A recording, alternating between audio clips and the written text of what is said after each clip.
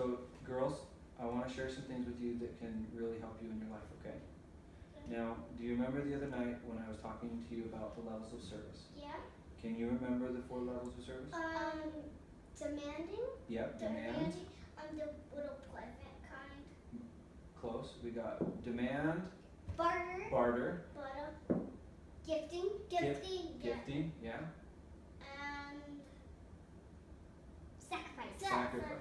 Boom, you girls nailed it. Okay, so this can help you just as much as that did, in fact, even more. Because I'm going to help you understand who you are and how to always make sure that aligns with what you really want, okay? A long time ago, scientists thought that our brains couldn't change. But now it's proven that they can. And it's through something called neuroplasticity, okay? Neuroplasticity. You got it. All right.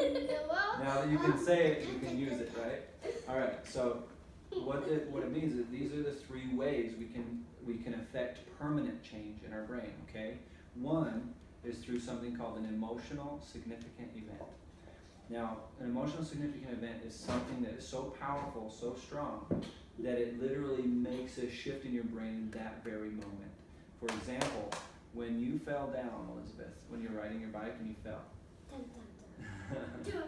it immediately changed you from that moment on. You were not the same person. In fact, it changed me. It was so powerful, and it changed your sister and your mom. And I forever, if someone's going to ride a bike, will be making sure that they're wearing a helmet because it changed. It's very scary. It was scary. Cracking your head. Cracking your head open can be very scary. It was an emotional significant event that changed my brain. Danielle. It's also dangerous. It is also dangerous. You're right. What we're going to do, because I only have a few minutes to share this with you, is I want all your questions at the end, okay? Because there's going to be questions. Number 2, out of the list, is something called conditioning. Conditioning. Like the air conditioning? Close. Yeah, and yes, it is like that because it takes time to bring it to a certain point, right? So let me help you understand. When you first bought these roller shoes, you didn't know what you were doing. You hopped on them, and what happened to you? Yeah, you fell over, right? And you're like, I hate these things. I'm never going to do it. And I'd have to carry you along, and you're scared, and we were trying to work on it, and you couldn't do it your first day. And then you couldn't do it your second day.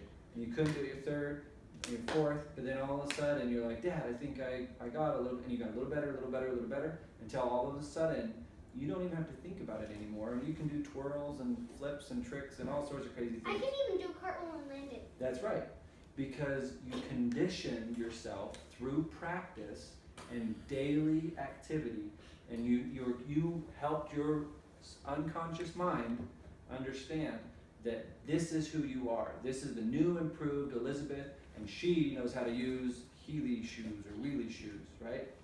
So, number 1 was emotional significant event. Number 2 is conditioning, and number 3 is the third one is environment. Like an environment is the world around you. Yeah, right. The world around you. Anything that has a connection to you or that you choose to connect to. All right? So the things around you will always affect you.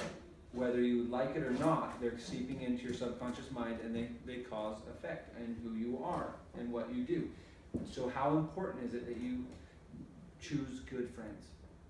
Very. It's very important. How important is it that you pay attention to your mom and dad, or even be with your mom and dad every once in a while? Okay, so we know our environment is important, and we have to choose it. It's more than just what we can see, because it can be what we're watching, what we're listening to, the air around us, what we're speaking out, what we're getting programmed with when we watch TV, right? Or listen to, like the music we listen to. All of it is our environment. Anything that we connect to or that is connected to us, okay?